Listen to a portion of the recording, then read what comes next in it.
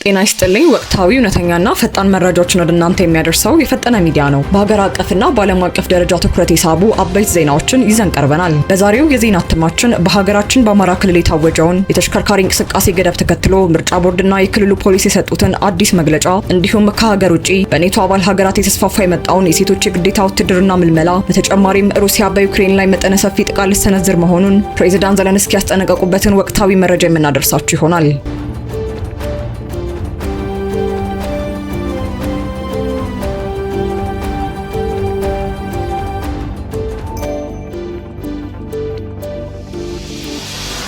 የሩሲያ ስጋትና በኔቶ አባል ሀገራት የተስፋፋ የመጣው የሴቶች የግዴታ ውትድርና ምልመላ ከየካቲት 2002 የሩሲያና የዩክሬን ጦርነት መባባስ ማግስት ጀምሮ የሰሜን አትላንቲክ ጦር ኪዳን ድርጅት አባል ሀገራት የሩሲያን ወታደራዊ ስጋት እንደ ምክንያት በመጥቀስ ከፍተኛ የወታደራዊ አቅም ግንባታ እያካሄዱ ይገኛሉ።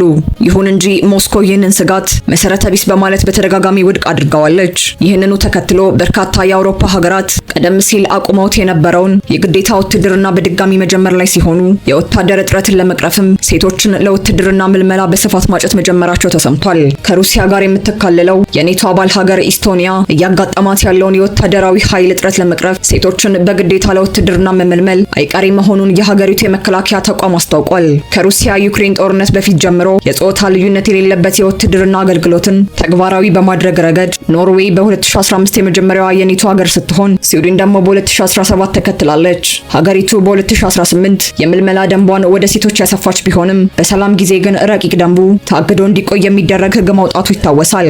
ከቅርብ ዓመታት ወዲህ ግን የአካባቢው የጂኦፖለቲካ ውጥረት እየጨመረ በመምጣቱ በርካታ የኔቶ አባል ሀገራት የወንድ ወታደሮችን እጥረት ለመሙላት የጾታ ልዩነት የሌለበትን የውትድርና ምልመላ ስትራቴጂን ይበልጥ በተግባር ላይ እያዋሉ ይገኛሉ። የኔቶ አባል ሀገራት ይህንን መሰል ዝግጅት እያደረጉ ባሉበት በዚህ ወቅት በራሱ በጦርነት ቀጠና ላይ አዲስ የደህንነት ስጋት መደቀኑ ተሰምቷል። የዩክሬኑ ፕሬዝዳንት ቮሎዲሚር ዘለንስኪ ሩሲያ እጅግ ከፍተኛ የሆነ አዲስ የአየር ጥቃት ልትሰነዝርብን ነው ሲሉ አስቸኳይ ማስጠንቀቂያ ሰጥተዋል።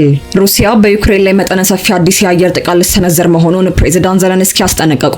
ሩሲያ በዩክሬን ላይ እጅግ ከፍተኛ የሆነ አዲስ የአየር ጥቃት ለመሰንዘር የተዘጋጀች መሆኑን የሚያሳይ የደህንነትና የስለላ መረጃ ማግኘታቸውን የዩክሬኑ ፕሬዝዳንት ቮሎዲሚር ዘለንስኪ አስጠነቀቁ። ፕሬዝዳንቱ ለሀገሪቱ ሕዝብ ባስተላለፉት አስቸኳይ መልእክት መላው የዩክሬን ዜጋ የአየር ጥቃት ማስጠንቀቂያ ሳይረኖችን በትኩረት እንዲከታተሉና ሕይወቱን ለመታደግ አስፈላጊውን ጥንቃቄ ሁሉ እንዲያደርግ ጥሪ አቅርበዋል። ፕሬዝዳንቱ አክለውም የደህንነትና የአደጋ ጊዜ አገልግሎቶቻችን በብቃት እየሰሩና ተዘጋጅተው እየጠበቁ ነው፣ የአየር ኃይላችንም እንደተለመደው በየደቂቃው በስራ ላይ ይገኛል ሲሉ ተናግረዋል። የሩሲያን የባሊስቲክ ሚሳኤሎች መጥለፍ የሚችሉትን የአሜሪካ ሰራሽ የፓትሪዮት ሚሳኤል መከላከያ ስርዓቶችን አጋር ሀገራት በአስቸኳይ እንዲያቀርቡና ፋይናንስ እንዲያደርጉ ፕሬዝዳንት ዘለንስኪ በድጋሚ ጥሪ አቅርበዋል። ዩክሬን እየበረታ የመጣውን የሩሲያ የአየር ጥቃት ለመመከት እንድትችል ተጨማሪ የፓትሪዮት መከላከያ ስርዓቶች በአስቸኳይ እንዲላኩላት በመጠየቅ ፕሬዝዳንቱ በዚህ ሳምንት መጀመሪያ ላይ ለአሜሪካው ፕሬዝዳንት ዶናልድ ትራምፕና ለኮንግረሱ አባላት አስቸኳይ ደብዳቤ መጻፋቸው ይታወሳል። ከዚህ በመቀጠል የሀገር ውስጥ አበይት መረጃችንን እንደሚከተለው